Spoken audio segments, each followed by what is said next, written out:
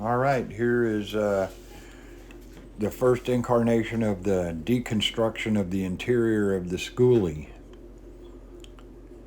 We the seats the seats have a through bolt, so there's a bolt that goes through the floor, and then there's an individual nut. It's not a tack welded nut on the bottom, so there's an individual nut down there. So we were determining. Right here, you can see we're just pulling out the seat bottoms. They just pop right off.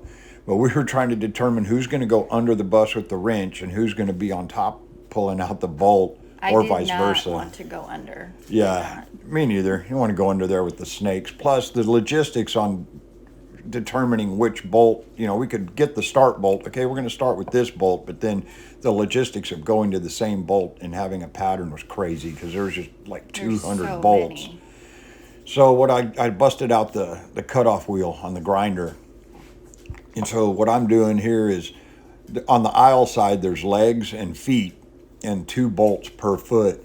On the window side there's no legs and feet. There's like a pinch weld or an angle that the seats are bolted to that angle. So Mika's over there pulling the nuts and bolts off the window side out of the angle because you had access to top and bottom. Which was pretty easy, really.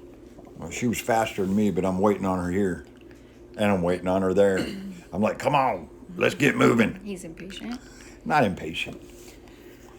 So, and then here you can see. So I was working on those. She had them all out already, and so I'm cutting all the things out. It didn't take long to cut through them, but right here it's taken longer at this point of the bus. The first 4 or 5 rows had a seat belts bolted to the floor with a bigger bolt. So this is taking a little longer, but it probably took me 1 minute per seat to cut. Right now, what she was pulling out up there on the right is a chase for the ACs. If you look, there's that dark yellow up there. Those are AC units, and here she's pulling out the chase. We didn't know what was behind there, but we knew that it took up more room than we wanted. And so she pulls it out, and once we dropped a little panel off, we realized nothing was back there. Nothing back there. So that was the chase for the AC. The 2 units, you see the dark yellow in the middle there, that's the intake. And then that chase had a gap that was about a 1/2 inch from the ceiling, and so that blew the cold air out more evenly across the bus. We decided we didn't want that.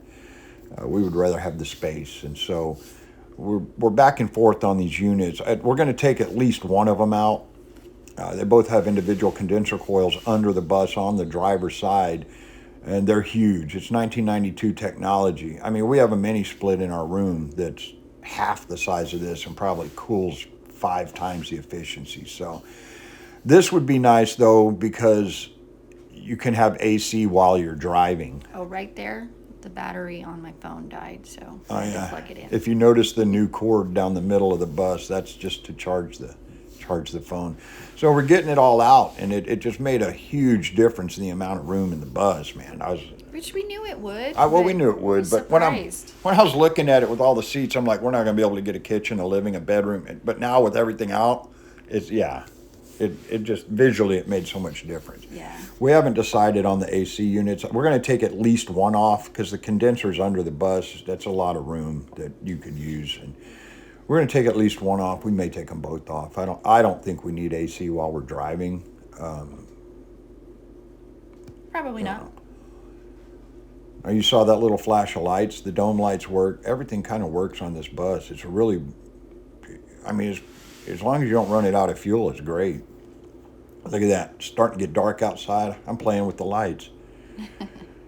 Come to find out they're just an 1156, man. So I ordered some LEDs. We're going to use that. It's starting to really get dark now. Here we go. That was it. Day 1 Yay. demo complete. Now we got to clean it up.